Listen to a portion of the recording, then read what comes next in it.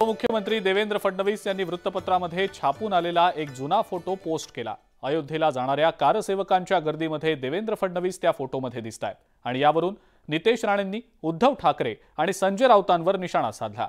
तर शिवसेनेचं योगदान समजण्याइतकं देवेंद्र फडणवीस यांचं त्यावेळेला वय नव्हतं असा पलटवार संजय राऊतांनी केलाय।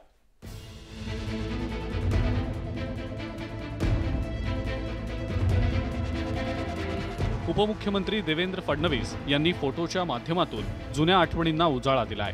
1992च्या डिसेंबर महिन्यात नागपूर रेल्वे स्टेशनवरून अयोध्येला जाणाऱ्या कारसेवकांच्या गर्दीमध्ये देवेंद्र फडणवीस स्पष्टपणे दिसतायत। देवेंद्र फडणवीसांनी हा फोटो ट्विट केल्यानंतर आमदार नितेश राणे चांगले चार्ज झाले आणि त्यांनी शिवसेना ठाकरे गटाचा जोरदार समाचार घेतला।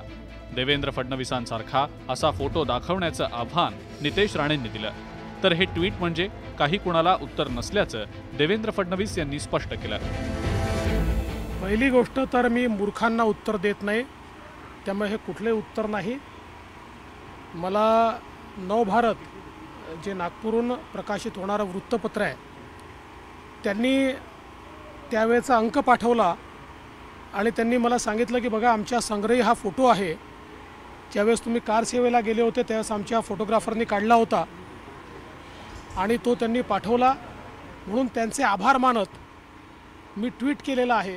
उद्धव ठाकरे, संजय राजाराम राऊत हे असा फोटो महाराष्ट्राच्या आणि देशाच्या जनतेला दाखवू शकतात का?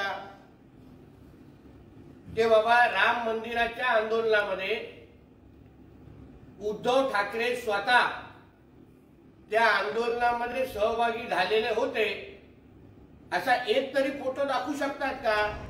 नितेश राणेंनी दिलेलं आव्हान संजय राऊतांनी स्वीकारलंय। शिवसेनेचं योगदान समजण्याइतकं देवेंद्र फडणवीस यांचं वय नव्हतं अशा शब्दात संजय राऊतांनी हल्ला चढवला। त्यांनी नागपूर स्टेशनवरचा फोटो टाकलेला आहे। आम्ही बाबरीच्या प्रत्यक्ष ऑपरेशनचे फोटो टाकतो, एकमेकावरती आरोप करण्याचा हा दिवस नाही।